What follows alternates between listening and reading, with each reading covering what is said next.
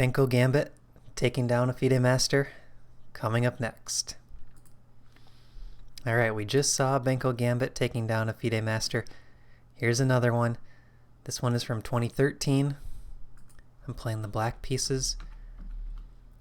And my opponent was really booked up. They had like 13 or 14 moves of theory memorized going into this game. And at the time, I will confess, I was also very booked up. I had a lot of these Benko lines down. So here we see my opponent takes both pawns, just like in the last video. And here my opponent's going for a Kingside Fianchetto. So we're not seeing the trade of the light squared bishops. So we're going to get a little different flavor of the Benko this game.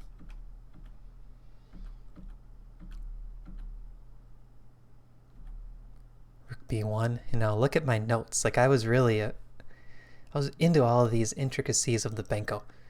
Kramnik's original idea, also recommended by Boris Avrukh in his Quality Chess series. He has a D4 repertoire. And actually, I was playing this repertoire for white as well. So I kind of knew this idea. So here I played queen to A5. And what I'm trying to do here is start to increase the pressure that we talked about last video. So just to recap, in the Benko, you're down 2 pawns against 1 over here on the queen side. But you have this long-term pressure with the bishop. And you're going to bring both rooks to the queen side, also pressuring the A and B pawns. So you're sacrificing a pawn, you're gambiting a pawn to play for the initiative and the long-term positional play. You're not gambiting to try to checkmate your opponent. You're not going after the king right away. So keep that in mind. Initiative, pressure. That's what you do in the Benko. And then keep an eye on tactics. Bishop D2, bishop to B7. So here I mentioned that I had a chess base course that I bought by Alejandro Ramirez on the Benko, and he recommends this idea, bishop to B7, getting some counterplay on this pawn on D5. So now white has to think, how do I start defending? Kevin plays queen to C2, and if I were to take right away, this doesn't quite work tactically because there's bishop on my queen. So here we need to move the queen. I played queen to A6. I mentioned in the notes queen A7 might be a little bit more accurate, but let's go with this. Queen to A6. And here my opponent plays E4. So this is already looking kind of good for white. Like if we flip the board, look at this stronghold in the center. White's up the extra pawn over here on the queen side. Everything is pretty solid. It's looking pretty good for white. And Stockfish kind of agrees. So instead of queen A6, queen A7, or queen D8 or queen B6 were all better moves. Queen A7, according to Stockfish, is a quarter pawn advantage. So I don't want to go into that in this video, why that's better. But just keep in mind, I didn't have to be in a bad position here. Queen A6, E4. Now here what it is, I played knight to G4. And what I'm doing is I'm going for this thematic trade of these 2 kingside knights. I want knight back to E5 and swap one set of knights. So just like we talked about last video, swapping that set of knights will help me actually increase the pressure because now it clears up this G7 bishop. And I can also play moves like F5 and E6 to hit the pawns this way to bring the B7 bishop to life on this diagonal. So my opponent plays H3, knight back. And here I put in the notes that I already prefer black. So even though Stockfish is saying white's up 0.7, that 0.7 means that out of the 1.0 that white should be up, being up a pawn, I have 3/10 of a pawn worth of advantage in terms of counterplay. So outside of material, I'm up 3/10, but I'm down 1 point in material. But that should let you know that it's actually like a little easier to play for the initiative being on my side. If it was 1.3 and I was down a pawn, then white would be up 3/10 in terms of non-material advantage. So here we get the trade. Rook D1. Now I find this move that Stockfish isn't a huge fan of, but I really like it thematically. So it supposedly drops like half a pawn. But look what I'm doing here. I'm saying, all right, I like how this knight is placed in the center. I like this bishop coming down the diagonal. The pieces that need to improve are this bishop on B7, which is just hitting this solid pawn on d5. The rook on f8, which could be pointing at f2. And the queen and rook over here are doing a pretty good job applying pressure. So I find this move f5, I really like it. What it's doing is it's blowing open the f-file to bring these last pieces into the game, this f8 rook and b7 bishop. So my opponent plays bishop f4, and here I take on e4. After queen takes back, bishop to c8.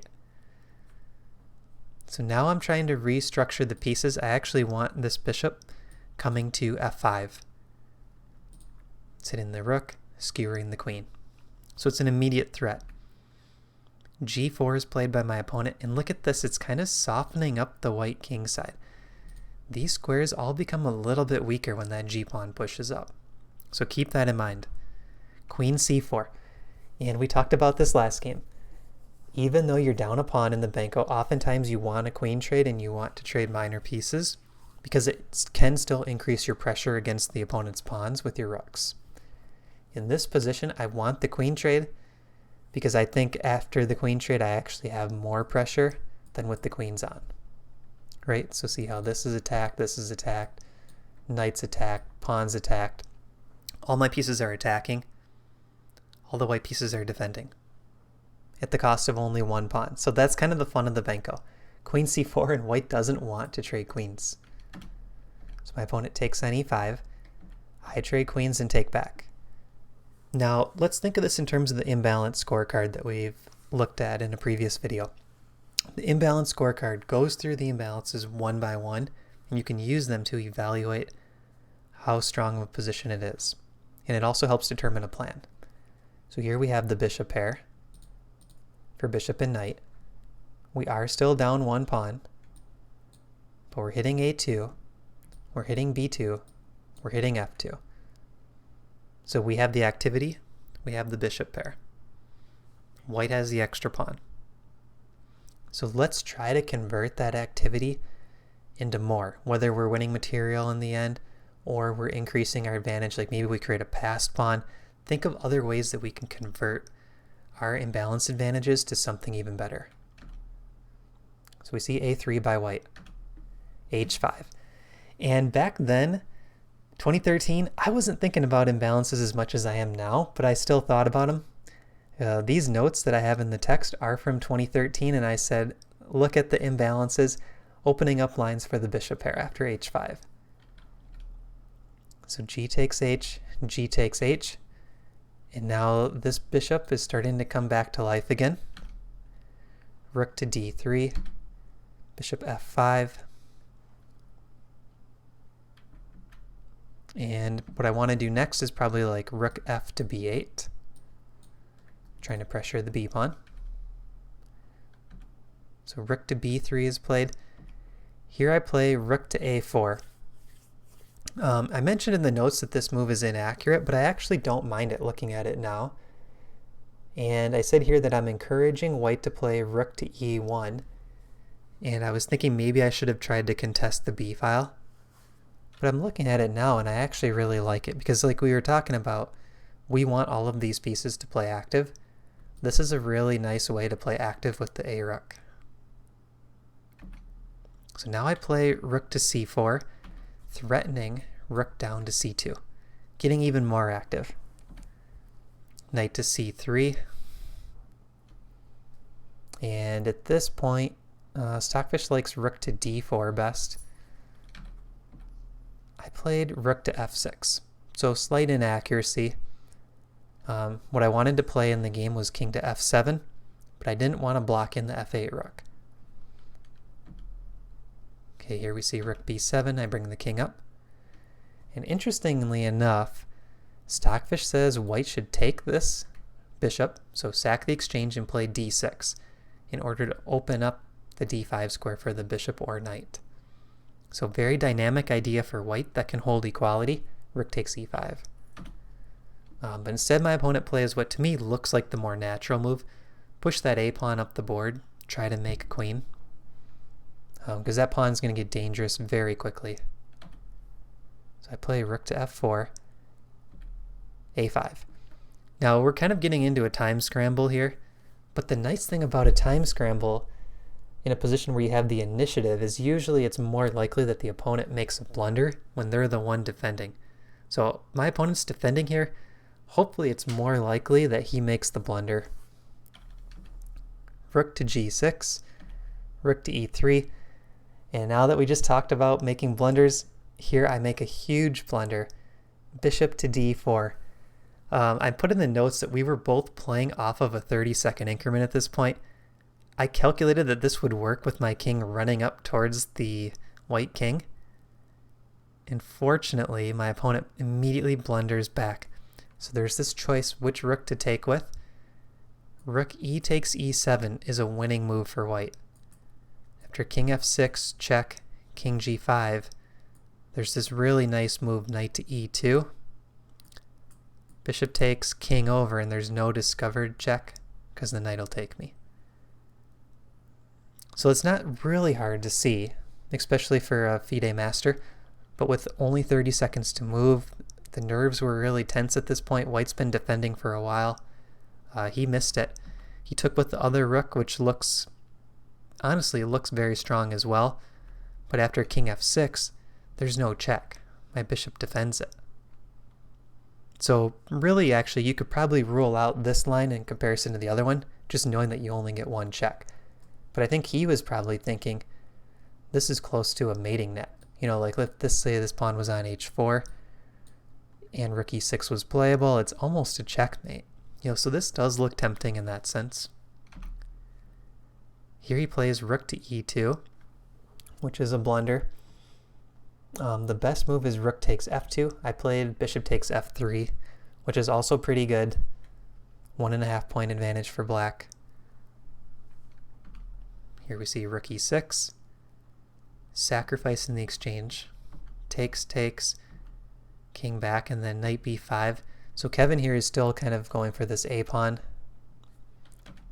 Bishop takes f2, rook h4 check, bishop check. Here he resigned because after king h1, checkmate. So this was another Benko game against another FIDE Master. We just saw one in the last game. And it really kind of shows the fun of playing the Benko Gambit. You just give up one pawn, and if you play a lot of games, so we talk about this on the ChessGoals Discord quite a bit, keep playing a lot of games and creating takeaways from every game. The more and more Benkos you play, the more you just get a feel for the position. How do you increase your pressure? How do you increase the advantage? When do you convert to a position where maybe you try to cash in on material? Where do you convert in terms of tactics?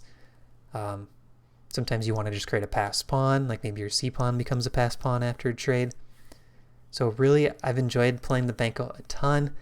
I'm currently working on a Slav course for ChessGoals, but I think in the future there will definitely be a Benko-based course for ChessGoals members. So let me know what you guys think. Do you play the Benko? Do you want to see more Benko content? I have more games of my own that are in the Benko. Classical time controls against players 2,000 plus. I've had really good results with it, and I really enjoy kind of going through these Benko games too. I think they give you really rich positions and a lot to play for. You can play for the initiative, play for the attack, but you're not attacking the king necessarily. You're kind of attacking the weaknesses in the opponent's camp. So let me know what you think in the description. Please give this video a thumbs up if you like the content. Subscribe if you're not a subscriber. We have a goal of 1,000 subs by the end of the year. I keep saying that, so tell your friends about ChessGoals. ChessGoals, all one word. Get them to come watch the videos, get them to subscribe. We really appreciate it. And thanks for watching, and we'll see you in the next video.